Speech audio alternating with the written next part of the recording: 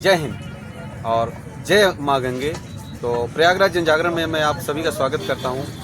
जैसा कि देख पा रहे हैं कि मैं जूना अखाड़ा की महिला विंग की जो मुखिया हैं दिव्यागिरी माँ मेरे साथ हैं और मैं माँ जी से कई सवाल जवाब होगा मेरा और कई संदेश होंगे समाज को और प्रशासन को। तो आइए ये पूरा इंटरव्यू जो है आप मेरे साथ आज सुनेंगे करीब 9 बजे। जय हिंद। जी माता जी, आप का प्रयागराज जन जागरण में आपका बहुत बहुत स्वागत है। तो मैं सबसे पहले आपका नाम जानना चाहता हूँ। जी, मैं दिव्यागिरी महिला सन्यासिनी श्री पंचधाम जूना अखाड़े से। जी, वैसे तो हर कुंभ में सबकी अलग अलग जिम्मेदारी हो जाती है। जी जी, हर 12 वर्ष पे।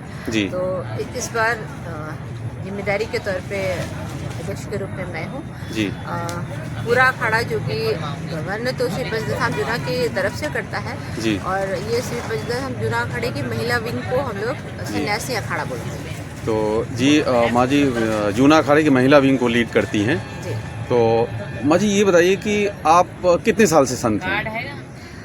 जी, मेरा सन्यास 10 जनवरी 2002 को लखनऊ में एक स्थल है जी, श्री मनकामेश्वर महादेव के नाम से हम लोग उसको जानते हैं। और मुझे लगता है उत्तर प्रदेश ही नहीं अन्य प्रांतों में भी उसका नाम बहुत अच्छा है। जी माँ जी, पढ़ाई लिखाई कितनी है आपकी?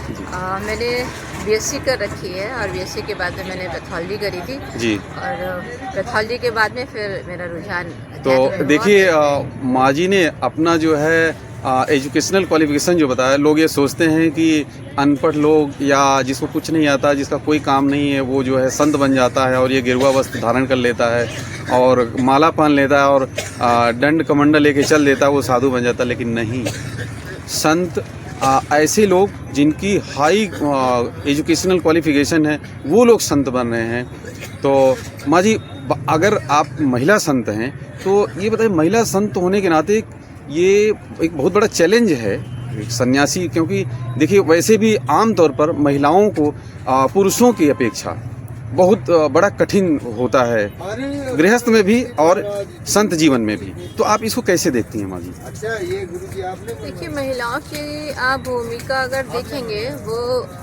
गृहस्थ हो या सन्यास हो या समाज हो, जी जी, पूरे समाज की वो केंद्र बिंदु होती है। जी, तो एक महिला, चूंकि देखिए हम लोगों का भारतवर्ष है, इसी वजह से शायद भारत पिता नहीं बोलते हैं, भारत माता बोलते हैं। जी, और सर्वोपरि रखा गया है माताओं को। जी, और वो एक ऐसा जीन कहें या ऐसी क्वालिटीज कहें जो ईश्वर के द्वारा प्रदत्त उनकी क्वालिटीज है। ऐसा नहीं कि मनुष्य ने निर्मित की है या हम लोगों ने स्वतः ही निर्मित कर ली है, ऐसा कुछ नहीं है। जी, जो दिया है और जो किया है वो ईश्वर ने ही प्लस में करके भेजा है। जी, तो निसंदेह वो किसी भी कार्य क्षेत्र में हो, अगर गृहस्थ में रहेंगी तो भी वो उन्हीं के आसपास पूरा घर घूमता है। जी, वो समाज में किसी जिम्मेदारी को अगर संभालती हैं तो मुझे लगता है कि वो बेहतरीन रिजल्ट देती हैं अन्य लोगों की अपेक्षा। तो ऐसा ही सन्यास में होता है। अच्छा, सन्यास में यदाकदा जो पूर्व में या पूर्व का आप इतिहास देखेंगे तो गार्गी जी हो, मैत्री जी हो, हाँ, ये था कि जो बीच का कालखंड था उसमें थोड़ा सा अगर हम कहें कि गायब हो गया इतिहास, नहीं तो इतिहास में भी महिलाओं की, यहाँ तक कि भारत की आज़ादी में भी उनकी बहुत महत्वपूर्ण भूमिका है। तो अगर सन्यास परंपरा में भी ऐसा ही है, क्योंकि वो बहुत ज़्यादा विस्तृत नहीं है, बहुत ज़्यादा आप लोग को या अन्य लोगों की उसका जानकारी नहीं होता है, नहीं तो उनकी भूमिका वैसे ही तय होती है जैसे हम घर में अपनी माताओं बहनों या उनके बीच में रह के जैसे जीविकापार्जन करते हैं, वैसे इसमें भी होता है। जी जी माँ जी, जो बच्चियाँ या महिलाएँ, क्योंकि जब आप सन्यास 2002 में बता रही हैं तो उस समय आपकी उम्र बहुत कम रही होगी, तो उस समय आप बच्ची के रूप में रही होंगी। तो जो जी, तो बच्चियाँ जो संत बनना चाहती हैं उनके लिए आपका क्या मैसेज है? देखिए, प्रथम तो मेरी ये एडवाइस है, कोई भी चाह के संत नहीं बनता है। जी, और ना ही सोच के संन्यास लिया जा सकता है। जी जी, जो शमशान वैराग होता है वो जब आप अंत्येष्टि में जाते हैं या किसी की इसमें आप शव यात्रा में जाएं तो हो सकता है 1 मिनट के लिए 1 सेकंड के लिए आपको वैराग्य आता हो, परंतु जैसे ही आप बाहर आ जाते हैं आपका वैराग्य समाप्त हो जाता है। जी जी। जो वैराग्य समाप्त नहीं होता है एक लंबे समय या कालखंड तक, जी जी। वो संन्यास की परंपराओं में उनकी भूमिका में आता है। जी। और मुझे लगता है कि वो सब ईश्वर निर्मित होता है, गुरु कृपा से होता है, और आपके पूर्व जन्म का क्या प्रारब्ध रहा है, क्या संचित पाप या पुण्य है, उसके अनुसार आपको संत की भूमिका मिलती है। क्योंकि आपने कभी देखा होगा कि बहुत छोटे छोटे बच्चे भी संन्यास ले लेते हैं, कोई 20 की एज में आके लेता है, कोई बिल्कुल अंतिम जो उसकी पहर होता है, चौथा अवस्था बोले तो उसमें वो ले लेता है। तो ये देखिए ईश्वर के द्वारा निर्धारित काल है जो व्यक्ति के अंदर में वैराग्य उत्पन्न हो और वो सही मायने में अपनी यात्रा को पूर्ण कर सके, अपनी यात्रा को पूर्ण कर सके। तो प्रथम तो हम यही कहेंगे कि गृहस्थ आश्रम सबसे कठिन आश्रम है। तुकाराम जैसे अन्य संतों की हम बात करें तो उन्होंने गृहस्थ में रह के ही अपने उस उद्देश्य और उस लक्ष्य को प्राप्त किया था। तो ये जरूरी नहीं है कि आपका जो उद्देश्य है या ईश्वर के द्वारा जो निर्मित उद्देश्य है, क्योंकि ईश्वर जब हमें जन्म देता है तो हमारा जो चौथा पुरुषार्थ वो मोक्ष होता है, तो वहाँ तक हमें पहुँचना हर व्यक्ति के लिए निर्धारित है कि उसको मोक्ष तक जाना है। कुछ लोगों को जागृति आ जाती है जो संन्यास के माध्यम से अपनी उस यात्रा को पूर्ण कर लेते हैं, कुछ को नहीं आ पाती है, मगर आती सबको है। अवस्थाएं हो सकता है अलग हो, परंतु तो आती सबको है। कुछ लोग निभा पाते हैं, कुछ लोग नहीं निभा भी पाते हैं। तो मेरा यही उन बच्चियों, युवतियों, उन बहनों और उन महिलाओं के लिए है कि देखिए अगर आप बिल्कुल भी इस लाइन में आना चाहते हैं तो स्वागत है, और अपने लक्ष्य को निर्धारित करिए। और इसको संन्यास को अगर आप इस मायने में रखें कि आप समाज से कट ऑफ हो जाएं, ऐसा कुछ भी नहीं होता है। आपको समाज में ही रहना होता है, समाज में अपनी भूमिका को तय करना होता है, और जो आपका लक्ष्य हो निर्धारित करके आप इसमें भी आ सकते हैं और अच्छे से अपने संन्यास को निर्वहन करते हैं। हाँ, ये थोड़ा सा अपना हमें बैक में ज़रूर जाना होगा, माँ बाप को ज़रूर थोड़ा सा उनकी मर्ज़ी के मुताबिक अगर हम कर लेंगे तो हमें सहायता मिलेगी। क्योंकि इसमें भी आप अगर कोई भी सन्यासी है तो वो गृहस्थ पे ही डिपेंड है। जी जी। वो चाहे भक्तों के रूप में हो, आपके आसपास के मित्रों के रूप में हो, आपके सहयोगी के रूप में हो, आपको गृहस्थ पे ही डिपेंड होना होगा। तो बहुत अच्छी बात है कि अगर कोई ऐसा उद्देश्य आपने बना रखा है तो इसमें आए। ये तो आपका अंतरिम और एक मात्र लक्ष्य ऐसा होता है कि आपको ईश्वर की ही प्राप्ति करनी है। तो जब आपको समझ में आ जाए तब आप इसमें आ सकते हैं। और महिलाएं भी बखूबी जहाँ अन्य जिम्मेदारियों को जैसे निभाती है, मुझे लगता है संन्यास आश्रम को बहुत अच्छे से निभा सकती है। माँ जी, आप तो माँ हैं, तो माँ हमेशा ममतामयी होती है। हमने देखा है कि कभी कभी एक बच्चा होता है और वो संत बन जाता है, तो जिस माँ ने अपने बेटे को IIT कराया है, इंजीनियर बनाया, डॉक्टर बनाया, मुझे कहते हुए मैं इमोशनल हो रहा हूँ, तो वो जो है उनको कितना दुख, उनको कितनी पीड़ा रो रो करके उनका बुरा हाल होता है। तो उनको आप क्या संदेश देंगे उन माँ बाप को?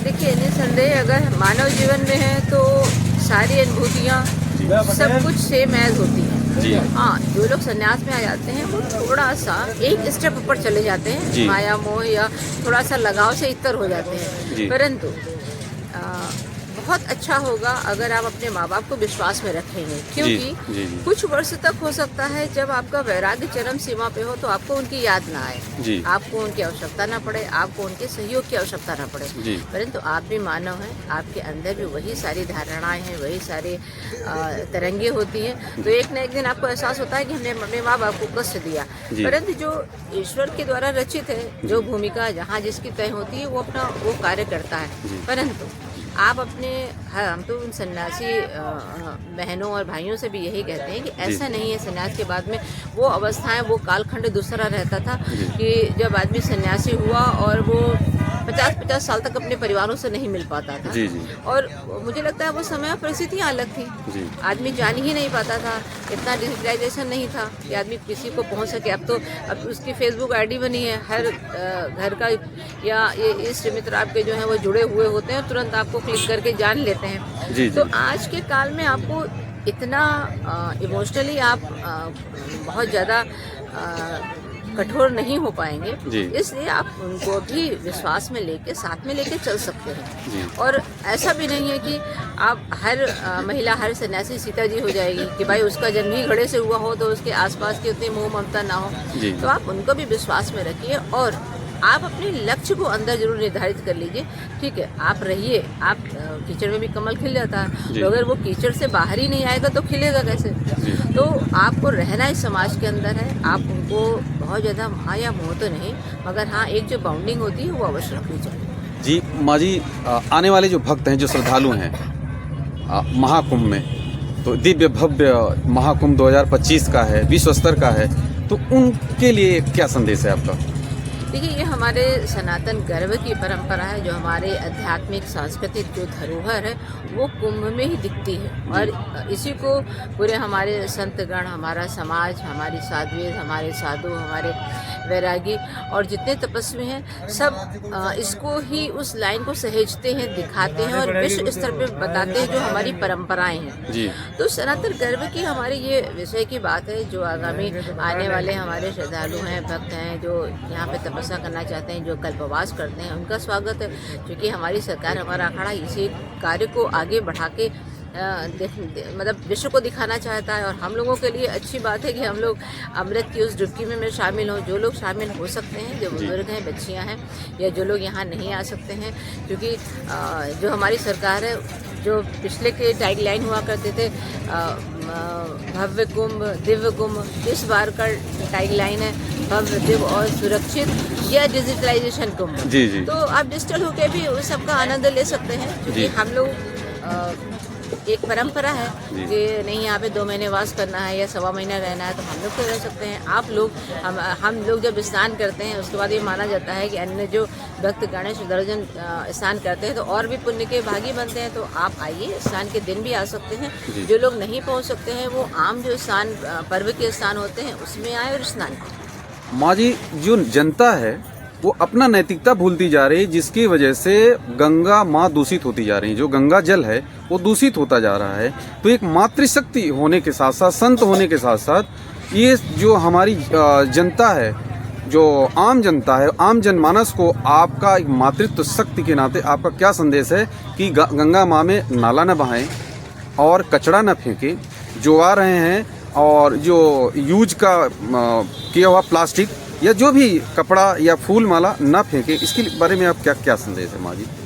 देखिए, आपको एक उदाहरण से हम इस बात को आपको समझा सकते हैं जी कि जैसे हम लोगों की, चूँकि हम लोग लखनऊ से हैं जी, उसको लक्ष्मीपुरी भी कहते हैं, वहाँ पे माता गोमती जी हैं जी।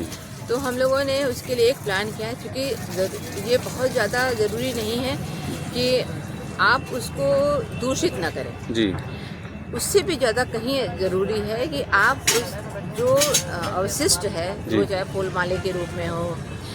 देखिए, एक बड़े स्तर पे तो सरकार का ही कार्य है जी कि जो बड़े बड़े नाले हैं वो नदियों में ना बहाए जाए जी, परंतु एक इकाई के रूप में, एक महिला पुरुष या अन्य इकाई के रूप में अगर आप देख लें तो आप उतना कर्तव्य कर सकते हैं कि आप गंदा ना करें। जी जी, आप साफ न करें, आपको सफाई के लिए हम नहीं बुला रहे हैं, मगर आप गंदा न करें, इसका जरूर आह्वान करते हैं कि जो भी अवशिष्ट आपके द्वारा हो सके, जैसे घर के फूल माला है या अन्य भोजन सामग्री होती है, अन्य कचरा होता है, वो आप नदियों में ना प्रवाहित करें। स्नान के समय, चूँकि अभी कुंभ पर्व का स्नान है, करोड़ों अरबों की एक सफाई के लिए ही एक टीम होती है और उसमें ढेर सा अर्थ सरकार का जाता है।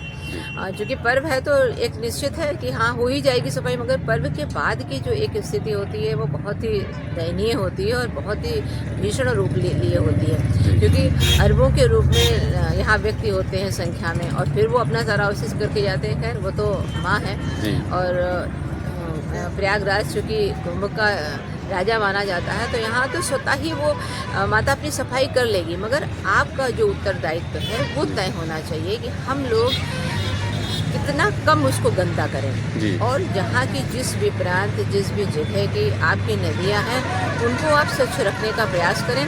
ना स्वच्छ रख पाएँ अच्छी बात है, मगर उसको गंदा भी ना करें। जी जी। माँ जी, अंतिम सवाल, लोग जो भी जितने भी अखाड़े हैं, कुछ अखाड़े जो है आरोप लगा रहे हैं कि सरकार जो है डिले कर रही है और जो व्यवस्थाएं हैं वो सही से नहीं चल रही हैं। तो ये अंतिम सवाल आपसे, इस पर आपका क्या कहना है? हाँ, देखिए, जो लोग छठ पर्व के पहले से, कुछ महात्मा तो हमारे छठ पर्व के पहले से ही आके यहाँ पे रुके हुए हैं, तो जी वो अपने मठ मंदिर, अपने आश्रमों से बाहर हैं, धूल मिट्टी में हैं, वो चलिए अच्छी बात है, सौभाग्य की बात है कि हम लोग उनकी रेत में अपनी शरण लिए हुए हैं। परंतु एक जो जिम्मेदारी के रूप में है वो थोड़ा सा सरकार का डिले है। और ये बहुत बड़ी बात है कि 1 महीने में मुख्यमंत्री जी का 6 से 7 बार आगमन है, उसके बाद भी अधिकारी गण सोने की मुद्रा में है।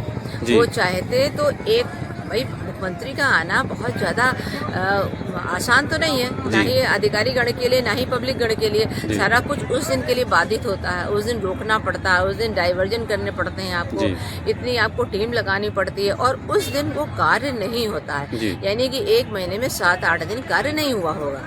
तो ये एक बहुत बड़ा विचारणीय प्रश्न है कि अगर मुख्यमंत्री जी के इतने दौरे लग रहे हैं और अधिकारी गण बिल्कुल सोने की सुप्त अवस्था में है, तो वो जागे और वो ये ना माने कि ये सरकार का कार्य, ये दैवीय कार्य है। आपको अपनी भूमिका तय करनी पड़ेगी। अगर आपने इन संतों का थोड़ा भी, चूँकि कोई भी संत जो कुंभ के लिए आ रहा है वो कोई भी आपको अपशब्द या कुछ नहीं कहेगा, ना उसकी इच्छा है ऐसी कि आपको कुछ बोले या बद्दुआ दे, परंतु वो नदी है, वो माता है और वो त्रिवेणी है, उसके आप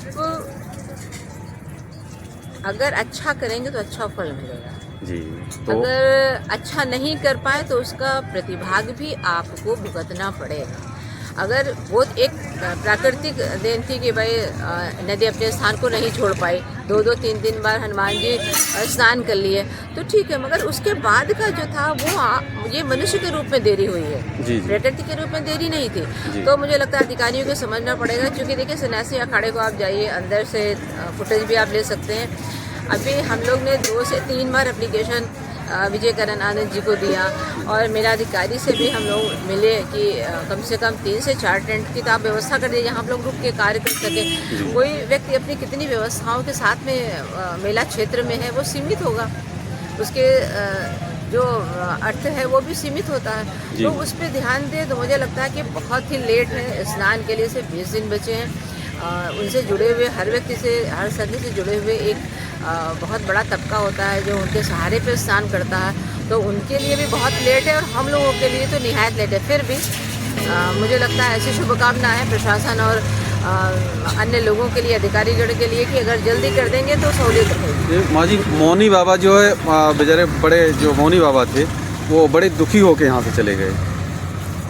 हाँ, सूचना ये मिली थी कि वो दोबारा से आए हुए हैं, अपने उन्होंने त्रिशूल वगैरह सब उनको मना लिया गया है। हाँ, मना लिया गया है। मगर देखिए ये एक घटना नहीं है, एक लाइमलाइट में आके या एक आपसे अपनी बात को कह के आप तो रह सकता है, मगर अन्य जो अखाड़े से लोग जुड़े होते हैं वो अपने अधिकारियों से या बड़े जन से डरते हैं, वो बाहर बातों को नहीं कर सकते, मगर अव्यवस्था तो है। जी माँ जी, प्रयागराज जन जागरण से बात करने के लिए आपका बहुत बहुत आभार, बहुत बहुत प्रणाम आपको, धन्यवाद।